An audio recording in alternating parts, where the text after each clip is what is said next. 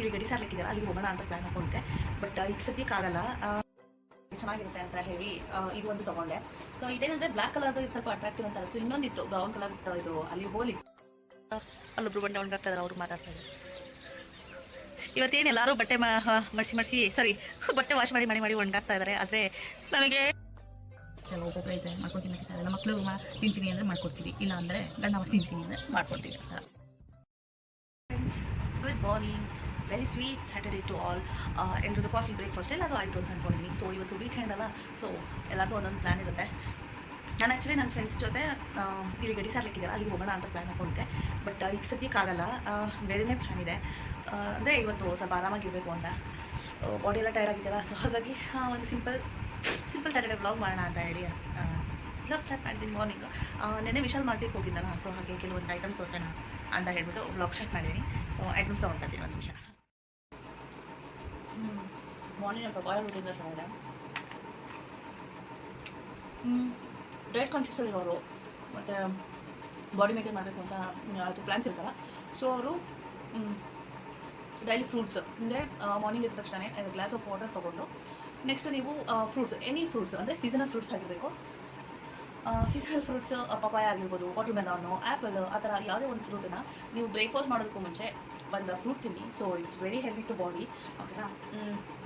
ಈಗ ರೆಗ್ಯುಲರ್ ಆಗಿ daily morning ಅದು ಡೈಟ್ ಕಾನ್ಷಿಯಸ್ ಅಂತ ಇಲ್ಲ. ಸೊ ಹಾಗಾಗಿ ರೆಗ್ಯುಲರ್ ಮಾರ್ನಿಂಗ್ ಸ್ಮೂತೀಸ್ ಎಲ್ಲ ಮಾಡ್ಕೊಂಡು ಕುಡಿಯೋದಕ್ಕೆ, ಮತ್ತು ಆರ್ಗ್ಯಾನಿಕ್ ಡ್ರಿಂಕ್, ಡಿಟಾಕ್ಸ್ ಡ್ರಿಂಕ್ ಇದನ್ನೆಲ್ಲ ಮಾಡ್ಕೊಂಡು ಕುಡಿಯೋದಕ್ಕೆ ಒಂದು ಗಾಜಿಂದು ಗ್ಲಾಸ್ ಬೇಕಾಗಿತ್ತು. ಸೊ ನನಗೆ ಇದು ತುಂಬ ಇಷ್ಟ ಆಯಿತು. ಸೊ ಹಾಗಾಗಿ ನನಗಾಗಿ ಮತ್ತು ಸ್ಮೂತೀಸ್ ಎಲ್ಲ ಮಾಡ್ಕೊಂಡು ಕುಡಿಯೋದಕ್ಕೆ ಚೆನ್ನಾಗಿರುತ್ತೆ ಅಂತ ಹೇಳಿ ಇದು ಒಂದು ತೊಗೊಂಡೆ. ಸೊ ಇದೇನಂದರೆ ಬ್ಲ್ಯಾಕ್ ಕಲರ್ದು ಇದು ಸ್ವಲ್ಪ ಅಟ್ರಾಕ್ಟಿವ್ ಅಂತ ಅನಿಸ್ತು. ಇನ್ನೊಂದಿತ್ತು ಬ್ರೌನ್ ಕಲರ್ ಇದು, ಅಲ್ಲಿ ಹೋಲಿತ್ತು, ಅಂದರೆ ಸ್ಟ್ರಾ ಹಾಕೊಂಡು ಕುಡಿಯೋದು. ಬಟ್ ಬಾಲ್ಕನಿಯಲ್ಲಿ ಕುತ್ಕೊಂಡು ಎಂಜಾಯ್ ಮಾಡೋದು, ಈಗ ಓಪನ್ ಮಾಡ್ಕೊಂಡು ಕುಡಿಯೋದೇ ಚೆಂದ. ಏನದು ಸ್ಟ್ರಾಂಗಲ್ಲೆಲ್ಲ ನನಗೆ ಅಷ್ಟು ಇಷ್ಟ ಆಗಲಿಲ್ಲ. ಸೊ ಹಾಗಾಗಿ ಇದನ್ನು ತೊಗೊಂಡೆ. ನೆಕ್ಸ್ಟ್ ಏನಂದರೆ ಮಡ್ಡಿಂದ ಐಟಮ್ಸ್ ಇರುತ್ತೆ ನೋಡಿ, ಅದೇ ಮಣ್ಣಿಂದ ಗ್ಲಾಸು ಅಥವಾ ಈ ಥರ ಗಾಜಿನಲ್ಲಿ ಸ್ಮೂತೀಸು ಇದನ್ನೆಲ್ಲ ಕುಡಿಬೇಕು. So steel is not recommendable. So ಹಾಗಾಗಿ ಇನ್ನೊಂದೇನಂದರೆ ರೆಗ್ಯುಲರ್ ಆಗಿ ಈಗ ಎಲ್ಲರೂ ಹೊರಗಡೆ ಹೋಗೋದಕ್ಕೆ, ಇಲ್ಲಿ ಫ್ರೆಂಡ್ಸ್ ಮನೆಯಲ್ಲಾಗಿರ್ಬೋದು ಅಥವಾ ಇನ್ನೊಂದು ಸಿಂಪಲ್ ಮಾರ್ಕೆಟ್ಗೆ ಹೋಗೋದಕ್ಕೆ ಡೈಲಿ ವೇರ್ ಅದೊಂದೇ ಬಟ್ಟೆಗಳನ್ನ ಹಾಕೊಳ್ತೀವಿ. ಯಾಕಂದರೆ ಇಲ್ಲಿ ಏನಷ್ಟು ನಮ್ಮದು ಟ್ರಾನ್ಸ್ಫರಬಲ್ ಸುಮ್ಮನೆ ಬಟ್ಟೆಗಳನ್ನ ಇಟ್ಕೊಂಡು ಕೂಡ ಸುಮ್ಮನೆ ಹಾಕೊಳ್ತಾನೆ ಇರ್ಬೇಕಲ್ಲ ಅನ್ನೋ ರೀಸನ್ಗೆ ಬಟ್ಟೆಗಳು ನಾನು ಅಷ್ಟೊಂದು ತೊಗೊಂಡಿರಲಿಲ್ಲ. ನಾನೆಲ್ಲ ಆ್ಯಕ್ಚುಲಿ ಮೈಸೂರಲ್ಲೇ ಇಟ್ಬಿಟ್ಟಿದ್ದೀನಿ. ಯಾವ್ದು ಕೆಲವೊಂದು ಬಟ್ಟೆ ತುಂಬ ದಿನ ಕೊಟ್ಬಿಟ್ಟಿದ್ದೀನಿ, ಕೆಲವೊಂದು ನನಗೆ ಬೇಕಾಗಿರೋದು ಹೊಸ ಬಟ್ಟೆ ತೊಗೊಂಡಿರೋದಾಗಿ ಅದು ಕೆಲವೊಂದು ಅಲ್ಲೇ ಇಟ್ಬಿಟ್ಟಿದ್ದೀನಿ. ಇನ್ನು ಕೆಲವೊಂದು ಬಟ್ಟೆಗಳು ಇದೊಂದು ತೊಗೊಂಡೆ ನೋಡಿ. ಈಗ ಒಂದು ಸಿಂಪಲ್ ಟಾಪ್ ತೊಗೊಂಡೆ. ಸೊ ಎಲ್ಲರೂ ಹಾಕೊಳ್ಳೋದಕ್ಕೆ ಬೇಕಾಗುತ್ತೆ ಅಂತ ಹೇಳಿ. ಹೇಗಿದೆ ಕಮೆಂಟ್ ಮಾಡಿ. ಸೊ ಆಮೇಲೆ ಇದೊಂದು ಅದಕ್ಕೆ ರೆಗ್ಯುಲರ್ ಆಗಿ ಯಾವಾಗಲೂ ನನಗೆ ಇದು ಸಿಗಲಿಲ್ಲ, ಶರ್ಟ್ ಸಿಗಲಿಲ್ಲ, ತೊಗೊಳ್ತೀನಿ. ರೆಗ್ಯುಲರ್ ಸಿಂಪಲಾಗಿ ಹಾಕೋದಕ್ಕೆ ಒಂದು ಸ್ಕಾರ್ಫ್ ಬರುತ್ತೆ ನೋಡಿ, ಸುಮ್ಮನೆ ಬಟ್ಟೆ ಮೇಲೆ ಹೀಗೆ ಹಾಕೋಬೋದಲ್ಲ. ಸೊ ಅದೊಂದು ಸಿಕ್ತು. ಸೊ ಇದೊಂದು ತೊಗೊಂಡೆ. ಇಷ್ಟ ಆಯಿತು. ಈಗ ತುಂಬ ಡಿಸೈನ್ಸ್ ಇತ್ತು, ಬಟ್ ನನಗೆ ಈ ಕಲರ್ ಇಷ್ಟ ಆಯಿತು. ಆ್ಯಕ್ಚುಲಿ ನೋಡಿ, ಡ್ರೆಸ್ಸನ್ನು ಸಿಕ್ಕಾಬಿಟ್ಟೆ ರೀಸನೇಬಲ್. ನಾವು ಮೈಸೂರು ಮಾರ್ಕೆಟ್ಗೆಲ್ಲ ಹೋದಾಗ ಅಲ್ಲಿ ಸುಮ್ಮನೆ ವಾದ ಮಾಡ್ತೀವಿ, ಅದು 100 ರೂಪೀಸ್ಗೆ 150 ಮಾಡ್ಕೊಡಿ ಫೈನ್ ನಾನು ಅಂತ ಹೇಳ್ತೀವಲ್ಲ, ಕೊಡೋದೇ ಇಲ್ಲ. 200 300 ಇರ್ತಾರೆ. ಸುಮ್ಮನೆ ಏನಕ್ಕೆ ಅವ್ರ ಹತ್ರ ವಾದ ನೋಡಿ. ಇದು ಆಫರಲ್ಲಿ ಸಿಕ್ಕಿದ್ದು 199 ಇದೆಯಲ್ಲ, ನಮ್ಗೆ ಆಫರಲ್ಲೇ ಸಿಗ್ತದೆ. ಹಾಗೆ ಒಂದು ವೈಟ್ ಲೆಗಿನ್ ಅದಕ್ಕೆ. ಅದನ್ನು ಬಿಟ್ಟರೆ ನಾನು ಏನು ಗಿಫ್ಟ್ ಕೊಡೋಣ ಅಂತ ಅಂದ್ಕೊಂಡು ಯೋಚನೆ ಮಾಡ್ಕೊಂಡು ಹೋಗ್ತಾ ಇದ್ದೆ. ಸೊ ಆವಾಗ ಎದುರುಗಡೆ ಅವಳಿಗೆ ಹೋಗ್ತಾ ಇದ್ದಾಳಲ್ಲ, ಸೊ ಹಾಗಾಗಿ ನನ್ನ ಕಡೆಯಿಂದ ಒಂದು ಗಿಫ್ಟ್ ಕೊಡಬೇಕಂತ ಹೇಳಿ ಅವಳಿಗೆ ಕಪ್ ಆ್ಯಂಡ್ ಸಾಸಸ್ ಎಲ್ಲ ತುಂಬ ಇಷ್ಟ ಅಲ್ಲ. ಸೊ ಹಾಗಾಗಿ ಒಂದು ಸಿಂಪಲ್ ಕಪ್ಪು ತೊಗೊಂಡಿದ್ದೀನಿ. ಈ ಕಲರ್ ಇದು ಆ್ಯಕ್ಚುಲಿ ನೋಡಿ ವರ್ಕ್ ಪೇಂಟ್ ಮಾಡಿರೋದು ಮಕ್ಕಳು. ಇದು ಅವ್ರ ಹತ್ರ ಇದು ಕಲೆಕ್ಷನ್ಸ್ ಇತ್ತು. ಸೊ ಹಾಗಾಗಿ ಇದು ಚೆನ್ನಾಗಿದೆ ಅಂತ ಹೇಳಿ ಇದು ಒಂದು ತೊಗೊಂಡೆ. ಸೊ ಇದೊಂದು ಅವಳಿಗೆ ಗಿಫ್ಟ್ ಕೊಡಲಿಕ್ಕೆ ನನ್ನ ಮಾತ್ರ ಇದು ತುಂಬ ಇಷ್ಟ ಆಯಿತು. ಸೊ ಹಾಗಾಗಿ ಕಲೆಕ್ಷನ್ ಇಷ್ಟ ಆಯ್ತು ಅಂತೀವಿ. ಸೊ ಅವಳಿಗಾಗಿ ತೊಗೊಂಡೆ. ಅವ್ಳ ರಿಯಾಕ್ಷನ್ ಹೇಗಿರುತ್ತೆ ಗೊತ್ತಿಲ್ಲ. ಆ್ಯಂಡ್ ನೆನ್ನೆ ಲೆನ್ಸ್ ಕಾರ್ಟಿಗೆ ಹೋಗಿದ್ವಿ. ಅಂದರೆ ಒಂದು ಸ್ವಲ್ಪ ಸ್ಪೆಕ್ಸ್ ಚೇಂಜ್ ಮಾಡೋಣ ಅಂತ ಹೇಳಿ. ನಂದು ಪವರ್ ಗ್ಲಾಸ್ ಅಲ್ವಾ, ನನಗೆ ಹೆಡೇಕ್ಗೆ ಸೌಂಡಿಗೆಲ್ಲ ಸ್ವಲ್ಪ ಇರಿಟೇಟ್ ಆಗುತ್ತೆ ಅಂತ ನನ್ನ ಸ್ಪೆಕ್ಸ್ ಹಾಕ್ತಿಲ್ಲ. ಸೊ ನಂದು ಪವರ್ ಗ್ಲಾಸ್. ಸೊ ಹಾಗಾಗಿ ಸ್ಪೆಕ್ಸ್ ಸ್ವಲ್ಪ ಫ್ರೇಮ್ ಇರೋದು ನೋಡೋಣ. ಯಾಕಂದರೆ ಜೀನ್ಸ್ ಹಾಕಿದಾಗ, ಫ್ರೀ ಹೇರ್ಸ್ ಬಿಟ್ಟಾಗ, ಎಲ್ಲಾದರೂ ಹೊರಗಡೆ ಹೋದಾಗ ಅಟ್ಲೀಸ್ಟ್ ನಮಗೆ ಸ್ಪೆಕ್ಸ್ ಕಂಪಲ್ಸರಿ ಹಾಕೊಳ್ಳೇಬೇಕು. ಸೊ ಹಾಗಾಗಿ ಸ್ಪೆಕ್ಸ್ ಸ್ವಲ್ಪ ಚೆನ್ನಾಗಿರೋದು ನೋಡೋಣ ಅಂತ ಲೆನ್ಸ್ ಕಾರ್ಟಿಗೆ ಹೋಗಿದೆ. ಬಟ್ ಕಪಲ್ಸ್ ಪ್ಯಾಕಲ್ಲಿ ನೋಡೋಣ ಅಂತ ಹೋಗಿದೆ. ಬಟ್ ಕಲೆಕ್ಷನ್ಸ್ ಅಷ್ಟೊಂದು ನನಗೆ ಇಷ್ಟನೇ ಆಗಲಿಲ್ಲ. ಎಲ್ಲ ಒಂಥರ ಓಲ್ಡ್ ಮಾಡೆಲ್ ಥರ ಇಷ್ಟು ದಪ್ಪ ಗ್ಲಾಸ್ ಇತ್ತು. ನನಗೆ ಅದು ಏನು ಅಷ್ಟೊಂದು ಇಷ್ಟ ಆಗಲಿಲ್ಲ. ಸೊ ಅದಕ್ಕೆ ನೋಡೋಣ, ನಮ್ಮೂರಲ್ಲೇ ಸ್ವಲ್ಪ ಅಂದರೆ ಅವ್ರಿಗೆ ನಾವು ಎಷ್ಟೇ ಎಕ್ಸ್ಪ್ಲೇನ್ ಮಾಡಿದ್ರು ಅವ್ರಿಗೆ ಅಷ್ಟೊಂದು ಅರ್ಥ ಆಗಲ್ಲ. ಸೊ ಹಾಗಾಗಿ ನೋಡೋಣ ಅಂತ ಅಂದ್ಕೊಂಡಿದ್ದೀನಿ. ನೋಡೋಣ, ಇನ್ನೊಂದು ಸ್ಪೆಕ್ಸ್ ಅಂತ ನಾನು ಮಾಡಿಸ್ಕೊಡೋದು ಅಂತ ಡಿಸೈಡ್ ಮಾಡ್ಕೊಂಡಿದ್ದೀನಿ. ನಾನೀಗ ಆಗ್ತೀನಲ್ಲ, ಅದು ಇಷ್ಟು ಮಾತ್ರ ಇದೆ. ನನ್ನ ಆ್ಯಕ್ಚುಲಿ ನನ್ನದೇ ತಪ್ಪು. ಸೊ ನಾನು ನೋಡಿ ತೊಗೋಬೇಕಾಗಿತ್ತು.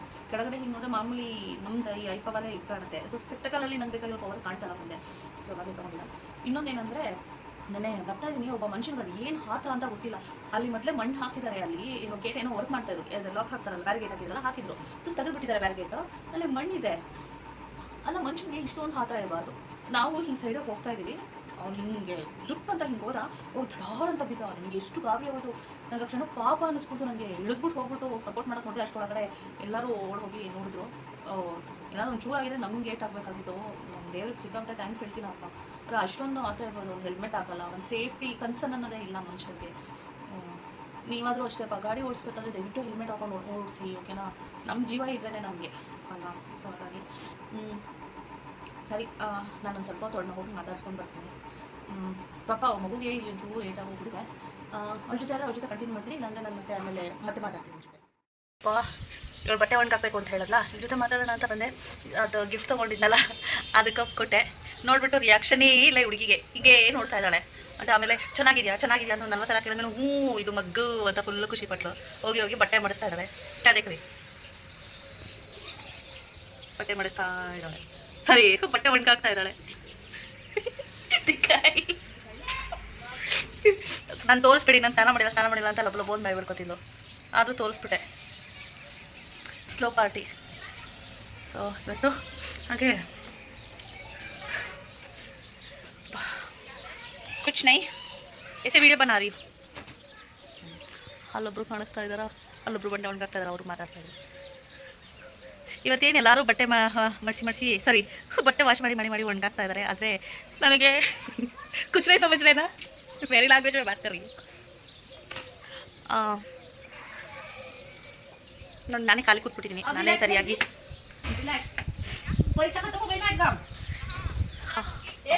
ಎಲ್ಲ ಮಾತಾಡ್ತಾ ಇದ್ದಾರೆ ನೋಡಿ, ಇವರಿಬ್ರದ್ದು ಕಾನ್ವರ್ಸೇಷನ್ ನಡೀತಾ ಇದೆ. ಇಲ್ಲಿ ನಾನು ವೀಡಿಯೋ ಮಾಡ್ತಾಯಿದ್ದೆ, ಕಾನ್ವರ್ಸೇಷನ್ ನಡೀತಾ ಇದೆ. ಎಲ್ಲ ಕಡೆ ನೋಡ್ತಾ ಇದ್ರು ಬಟ್ಟೆಗಳು ಸಾಲ ಕಾಣಿಸ್ತಾ ಇದೆ. ಇವ್ರು ನೋಡಿ ನನಗೂ ಫೀಲ್ ಆಗ್ತಿದೆ ಬಟ್ಟೆ ವಾಶ್ ಮಾಡಬೇಕು ಅಂತ ಹೇಳಿ. ಬಿಸಿಲಿಗೆ ಒಂದು 5 ನಿಮಿಷ ನಿಂತ್ಕೊಂಡು ಸ್ವಲ್ಪ ಕೆಳಗಡೆ ಹೋಗ್ತೀನಿ. ಇಲ್ಲಿ ಎಷ್ಟು ಜಗಳ ಆಡ್ತವೆ ಅಂತ ಅಂದರೆ ಈ ಪಾರಿವಾಳಗಳು ಆಡಿ ಇಲ್ಲಿ ಬಂದು ರೆಕ್ಕೆ ಪುಕ್ಕಗಳನ್ನ ನಿಲ್ಲಿಸ್ತವೆ. ಓಕೆ, ಇವ್ರ ಜೊತೆ ನಾವು ಮಾತಾಡ್ಬಿಟ್ಟು ಸೊ ಕೆಳಗಡೆ ಹೋಗ್ತೀನಿ. Hi friends, good evening. ಒಂದ್ಸಲ ಬಿಸಿಲು ಕೂತ್ಕೊಳ್ಳೋದು ಚೆಂದ ಅನಿಸುತ್ತೆ, ಇನ್ನೊಂದ್ಸಲ ಬಿಸಿಲು ಕೂತ್ಕೊಳ್ಳೋದಕ್ಕೂ ಆಗಲ್ಲ. ಕಣ್ಣು ಬಿಡೋದಕ್ಕಾಗ್ತಾಯಿಲ್ಲ. ಈ ಕಡೆ ಸೈಡ್ ಕೂತ್ಕೊಂಡ್ರೆ ಕಣ್ಣು ಬಿಡೋಕ್ಕಾಗಲ್ಲ. ಅಯ್ಯೋ ಡಿಫಿಕಲ್ಟ್. ಸೊ 2ನೇ ಅಕ್ಕ ಕಾಲ್ ಮಾಡಿದ್ದೆ, ಅವಳೇನೋ ಸ್ನಾನಕ್ಕೆ ಹೋಗಿದ್ಲಂತೆ. ಸೊ ಆ ಟೈಮಲ್ಲಿ ಅವ್ರ ಮಗನಿಗೇನು ಹುಷಾರಿಲ್ಲ ಆಂಟಿ ನನಗೆ ಅಂತ. ಪಾಪ ನಾವು ತುಂಬ ಬೇಜಾರಾಯಿತು. ಮತ್ತು ಸಂಜೆ ಸ್ವಲ್ಪ ಫೋನ್ ಮಾಡ್ತೀನಿ, ಅವಳು ಬಿಸಿ ಇರ್ತಾಳೆ. ಸೊ ಡಿಸ್ಟರ್ಬ್ ಮಾಡೋದು ಬೇಡ, ಆಮೇಲೆ ಮಾತಾಡೋಣ ಅಂದ್ಬಿಟ್ಟು ಸುಮ್ಮನೆ. ಇನ್ನೊಂದೇನೆಂದರೆ ನನ್ನ ಇನ್ನೊಬ್ಳು ಫ್ರೆಂಡ್ ಕಾಲ್ ಮಾಡಿದ್ಲು. ಸೊ ಅವಳಿಗೆ ಸಿಕ್ಕಾಪಟ್ಟೆ ಹುಷಾರಿಲ್ಲ. ನಾನು 4-5 ದಿನ ಆಯಿತು ಅವಳಿಗೆ ಫೋನೇ ಮಾಡಿರಲಿಲ್ಲ. ಅವಳು ಕೇಳಿದ್ರೆ ಏನು ನೆನಪೇ ಆಗಿಲ್ಲ ನನಗೆ, ಹುಷಾರಿಲ್ಲ ನನಗೆ, ನಾನು ಹಾಸ್ಪಿಟಲೈಸ್ಡ್ ಆಗಿದೆ ಅಂತ. ಸೊ ನನಗೆ ಕೇಳ್ಬಿಟ್ಟು ನಂಗೆ ನಿಜವಾಗ್ಲೂ ಬೇಜಾರಾಯಿತು. ಪಾಪ ಅವಳು ತುಂಬ ಆಸೆ ಇಟ್ಕೊಂಡಿದ್ಲು ಏನಂದರೆ ನಾನು ನೆಕ್ಸ್ಟ್ ಮಂತ್ ಬರ್ತೀನಿ ಅಂತ. ಬಟ್ ನೆಕ್ಸ್ಟ್ ಮಂತ್ ಒಂದು ನಿಜವಾಗ್ಲೂ ರಜೆಗೆ ಹೋಗೋಕ್ಕಾಗಲ್ಲ. ಸೊ ಹಾಗಾಗಿ ಅವಳು ಬೇಜಾರು ಮಾಡ್ಕೊಂಡ್ಳು. ಈಗ ನೋಡಿ ಬೇಜಾರು ಮಾಡ್ಕೊಳ್ತಾರೆ ಆದರೆ ಅವ್ರು ಬೇಜಾರು ಮಾಡ್ಕೊಳ್ತಾರೆ ಆದರೆ ಸಾರಿ, ಅಲ್ಲಿ ಯಾರು ಹೋಗ್ತಾಯಿದ್ರು, ಅದಕ್ಕೆ ವೀಡಿಯೋ ಕಾಲ್ ಮಾಡಿಬಿಟ್ಟೆ. ಅವ್ರಿಗೂ ಸಿಕ್ಕಾಪಟ್ಟೆ ಯಾವಾಗ ಬರ್ತೀವಿ ಅಂತ ಕೇಳ್ತಿದ್ಲು. ತಿರುಪತಿಗೆ ಹೋಗಿ ಬಂದಮೇಲೆ ಅವ್ರಿಗೇನೋ ಸ್ವಲ್ಪ ಫೀವರ್ ಬಂದಂಗೆಲ್ಲ ಹೋಗಿದೆ. ಸೊ ಹಾಗಾಗಿ ಅವ್ರಿಗೆ ಹಾಸ್ಪಿಟಲೈಸ್ ಮಾಡ್ತಿದ್ದೆ. ನಾನೆಲ್ಲ ಇಲ್ಲ, ನಾನೇ ನೋಡ್ಕೊಳ್ತಿದ್ದೆ. ಆದರೆ ಅಂದರೆ ಅದೇ ಒಂದು ಬೇಜಾರಾಯಿತು ಮನಸ್ಸಿಗೆ. ಆಮೇಲೆ ಹಬ್ಬಿ ಊಟಕ್ಕೆ ಕರ್ತಿದ್ದಾರೆ ಅವ್ರ ಫ್ರೆಂಡ್ಸ್ನ. ಅಂದರೆ ಈಗ ರೀಸೆಂಟಾಗಿ ಮದುವೆ ಆಗಿದ್ದಾರಲ್ಲ ಕರ್ನಾಟಕದವರು, ಅವ್ರನ್ನ ಮನೆಗೆ ಊಟಕ್ಕೆ ಕರ್ತಿದ್ದಾರೆ. ಸೊ ನೈಟ್ ತನಕ ತಿಳಿಸ್ತೀನಿ ಅಂತ ಹೇಳಿದ್ದಾರೆ. ನೋಡೋಣ, ಅವರು ಬರ್ತೀನಿ ಅಂದರೆ ಏನು ಫುಡ್ ಮಾಡಬೇಕು ಅಂತ ಹೇಳಿ ಸ್ವಲ್ಪ ಡಿಸೈಡ್ ಆಗಬೇಕು. ಆಮೇಲೆ ಡಿಸೈಡ್ ಆಗ್ತೀನಿ. ಸ್ಯಾಟರ್ಡೇ ಎಲ್ಲ ಹೋಗೋಣ ಅಂತ ಅಂದರು. ನನಗೆ ಒಂದು ಸ್ವಲ್ಪ ಫ್ರೀ ಟೈಮ್ ಬೇಕು ಅಂತ ಹೇಳ್ಬಿಟ್ಟು ನನ್ನ ಒಂದು ಫ್ರೀ ಟೈಮ್ನ ನಾನು ಎಂಜಾಯ್ ಮಾಡ್ತಾಯಿದ್ದೀನಿ. ಚೆನ್ನಾಗಿ ಒಂದು ಸ್ಯಾಟರ್ಡೇ ಫ್ರೀ ಟೈಮ್ ಸ್ವಲ್ಪ ಎಂಜಾಯ್ ಮಾಡಿದೆ. ಅಭಿ ಸ್ವಲ್ಪ ಲೇಟಾಗಿ ಹೋದ್ರು ಆಫೀಸ್ಗೆ. ಟೈಮ್ ಕೊಟ್ಟು ನಮ್ಮ ವರ್ಕ್ ಹೆಂಗಿರುತ್ತೆ ಅಂದರೆ ಒಂದು ಸಲ ನಿಜವಾಗ್ಲೂ ಟೈಮ್ ಕೊಡೋಕ್ಕೂ ಆಗಲ್ಲ. ಅಷ್ಟು ಹಾರ್ಡ್ ಇರುತ್ತೆ ಅವ್ರ ಡ್ಯೂಟಿ. ಬಟ್ ಲೈಫಾಗಿ ಸಪೋರ್ಟ್ ಮಾಡಬೇಕಲ್ಲ, ಮಾಡ್ತೀನಿ ನಾನು ಅಷ್ಟೇ. ಇಲ್ಲಿ ಬರೀ ನನಗಷ್ಟೇ ಅಲ್ಲ, ಎಲ್ಲ ಕೆಲವು ವೈಫ್ಸ್ ಎಲ್ಲ ಅಷ್ಟೇ ನನ್ನ ಟೈಮ್ ಕೊಡೋಲ್ಲ ಅನ್ನೋದೇ ಅವ್ರಿಗೆ ಒಂದು ಬೇಜಾರು. ಆದರೆ ಅನಿವಾರ್ಯತೆ ನಾವು ಅಡ್ಜಸ್ಟ್ ಮಾಡ್ಕೊಳ್ತೀವಿ ಟೈಮೆಲ್ಲ. ಈ ಬೇಸಿಗೆ ಹೆಂಗಾಗಿದೆ ಅಂದರೆ 2 ಟೈಮ್ಸ್ ಸ್ನಾನ ಮಾಡಬೇಕು. ನೆಕ್ಸ್ಟ್ ಇನ್ನು ಏಪ್ರಿಲ್ ಸ್ಟಾರ್ಟ್ ಆಗುತ್ತೆ ನೋಡಿ. ಏಪ್ರಿಲಲ್ಲಿ ಮಾತ್ರ 2 to 3 ಟೈಮ್ಸು ಮಲಗೋಕ್ಕೂ ಮುಂಚೆ ಸ್ನಾನ ಮಾಡೇ ಮಲಗಬೇಕು, ಆ ಥರ ಇರುತ್ತೆ. ಇದನ್ನೇ ವಿಶಾಲ್ ಮಾಡ್ಕೊಟ್ಟಿದ್ದಲ್ಲ, ಅಲ್ಲಿ ಕಲೆಕ್ಷನ್ ತೋರಿಸ್ತೀನಿ. ಬಟ್ ಅಷ್ಟೊಂದು ತುಂಬ ಚೆನ್ನಾಗಿದೆ ಅನ್ನೋದು ಇಲ್ಲ, ಚೆನ್ನಾಗಿಲ್ಲ ಅನ್ನೋದು ಇಲ್ಲ. ಕಲೆಕ್ಷನ್ಸ್ ಇರ್ತದೆ, ಒಬ್ಬೊಬ್ಬರು ಒಂದೊಂದು ಟೇಸ್ಟ್ ಇರ್ತಲ್ಲ. So according to my taste ನಾನು ಹೇಳ್ತಾ ಇದ್ದೀನಿ ಅಷ್ಟೇ. ಕಲೆಕ್ಷನ್ಸು ಅಷ್ಟು ನಂಗೆ ಸ್ಯಾಟಿಸ್ಫೈಡ್ ಅಂತ ಅನ್ನಿಸ್ತಿಲ್ಲ. ಅದಾದಮೇಲೆ ಇನ್ನೂ ಗಾಜಿನ ಐಟಮ್ಸ್, ನಾನು ತುಂಬ ಗಾಜಿನ ಐಟಮ್ ಪರ್ಚೇಸ್ ಮಾಡ್ತೀನಿ. ಹ್ಯಾಪಿ ನಿಧಾನ ತೊಗೊಳ್ಳೋಣ, ಇದು ಈಗ ಅರ್ಜೆಂಟ್ ಮಾಡ್ಕೊಳ್ತಾರೆ. ಯಾಕಂದರೆ ಇಲ್ಲಿ ಟ್ರಾನ್ಸ್ಫರ್ ಆಗ್ತಾಯಿದ್ದಾರೆ. ಸೊ ಅದನ್ನು ತೊಗೊಂಡು ಮೂವೇಬಲ್ ಆಗ್ತಾನೆ ಇರಬೇಕು, ಹಿಂಸೆ ಆಗುತ್ತೆ. ಅದಕ್ಕೆ ನನ್ನ ಹತ್ರ ಏನು ಹೋಗ್ತಿದೆ, ನಾನು ಅದಷ್ಟನ್ನೇ ಯೂಸ್ ಮಾಡಿಕೊಂಡು ಇದು ಮಾಡ್ತಾಯಿದ್ದೀನಿ. ಬಟ್ ಯಾಕಪ್ಪ ನನಗೆ ನನ್ನ ಮೀ ಟೈಮ್ ಕೊಟ್ಕೋಬೇಕು, ನಾನು ಒಂಥರ ರಿಲ್ಯಾಕ್ಸ್ ಟೈಮ್ ಎಂಜಾಯ್ ಮಾಡಬೇಕು ಅಂತ ಅನ್ನಿಸ್ತು. ಸೊ ಹಾಗಾಗಿ ಆರಾಮಾಗಿ ಕೂತ್ಕೊಂಡಿದ್ದೀನಿ ಅಷ್ಟೇ. ನಂಗೆ ವ್ಲಾಗ್ ಮಾಡೋದ್ರಲ್ಲೂ ಒಂಥರ ತುಂಬ ಖುಷಿ, ಒಂಥರ ಹ್ಯಾಪಿ ಅಂತ ಅನಿಸುತ್ತೆ. ಈ ಕಾಫಿ ಎಲ್ಲ ಕಂಪ್ಲೀಟ್ ಆಯಿತು ನಂದು. ಸೊ ಇವತ್ತು ಸಂಜೆ ಬಜ್ಜಿ ಮಾಡೋಣ ಅಂತ ಅಂದ್ಕೊಂಡಿದ್ದೀನಿ. ಕೇಳ್ತೀನಿ ಹಬ್ಬಿಗೆ ಅವ್ರು ತಿಂತೀನಿ ಅಂದರೆ ಮಾಡ್ತೀನಿ. ಯಾಕಂದರೆ ಒಂದು ಸಲ ನಾನು ಮಾಡ್ತೀನಿ ಅಂತ ಪಾಪ ತಿನ್ನೋದು ತಿನ್ಬಿಟ್ಟು ಅವ್ರು ಡೈಟ್ ಕಾನ್ಷಿಯಸ್ ಹಾಳು ಮಾಡೋಕ್ಕಾಗಲ್ಲ. ಸೊ ಹಾಗಾಗಿ ನೋಡ್ತೀನಿ, ತಿಂತೀನಿ ಅಂದರೆ ಬಜ್ಜಿ ಮಾಡ್ತೀನಿ. ನನಗೂ ತಿನ್ನಬೇಕು ಅಂತ ಆಸೆ ಆಗ್ತದೆ. ನನಗೆ ಅದು ಒಬ್ಬೊಬ್ಬರಿಗೆ ಮಾಡ್ಕೊಂಡು ತಿನ್ನೋಕ್ಕೂ ಇಷ್ಟ ಆಗಲ್ಲ. ಸೊ ಯೂಶ್ವಲಿ ಹೊಸ ಅಷ್ಟೇ ಒಬ್ಬೊಬ್ಬರೇ ಇದ್ದರೆ ಮಾಡ್ಕೊಂಡು ತಿನ್ನೋಕ್ಕೆ ಇಷ್ಟ ಆಗಲ್ಲ. ಮಕ್ಕಳು ತಿಂತೀನಿ ಅಂದರೆ ಮಾಡ್ಕೊಡ್ತೀವಿ, ಇಲ್ಲ ಅಂದರೆ ಗಂಡ ಮಾಡಿ ತಿಂತೀನಿ ಅಂದರೆ ಮಾಡ್ಕೊಡ್ತೀವಿ ಆ ಥರ. ನೆಕ್ಸ್ಟು ಇವಾಗ ಚೈತ್ರ ನವರಾತ್ರಿ ಬರ್ತಾ ಇದೆಯಲ್ಲ, ಸೊ ಅದ್ರ ಬಗ್ಗೆ ಕೆಲವೊಂದು ಅಂದರೆ ನಾನು ಚೈತ್ರ ನವರಾತ್ರಿ ಮಾಡಬೇಕು ಅಂತ ಅಂದ್ಕೊಂಡಿದ್ದೀನಿ. ನಾನು ಮಾಡ್ತೀನಿ. ಹಾಗೆ ಇನ್ನೊಂದೇನೋ ವಿಚಾರ ಹೇಳಬೇಕು ಅಂದ್ಕೊಂಡೆ. ಒಂದೊಂದು ಚೈತ್ರ ನವರಾತ್ರಿ ಅಂದರೆ ನವದುರ್ಗೆಯರಿಗೆ ಸಂಬಂಧಪಡುತ್ತೆ. ಅಂದರೆ ರಾಮನವಮಿ ದಿನ ಮಾಡ್ತಾರೆ ನೋಡಿ. ಗುಪ್ತ ನವರಾತ್ರಿಯಲ್ಲಿ 3 ಥರ ನವರಾತ್ರಿ ಬರುತ್ತೆ.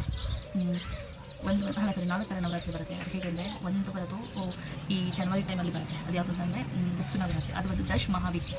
ಯಾರಿಗಾದರೂ ದಶ್ ಮಹಾವಿದ್ಯೆ ಗೊತ್ತಿಲ್ಲ ಅಂದರೆ ಹೇಳಿ ಕಮೆಂಟಲ್ಲಿ ನಾನು ತಿಳಿಸ್ತೀನಿ. ನಾನು ಪರವಾಗಿಲ್ಲ, ನಾನು ತಿಳಿಸ್ತೀನಿ ನಿಮಗೆ ದಶ್ ಮಹಾವಿದ್ಯೆ ಬಗ್ಗೆ. ದಶ್ ಮಹಾವಿದ್ಯೆ ಏನು ಅದು ನನಗೆ ಗೊತ್ತಿರೋಷ್ಟು ನಿಮಗೆ ನಿಮ್ಮ ಜೊತೆ ನಾನು ಶೇರ್ ಮಾಡ್ಕೊಳ್ತೀನಿ.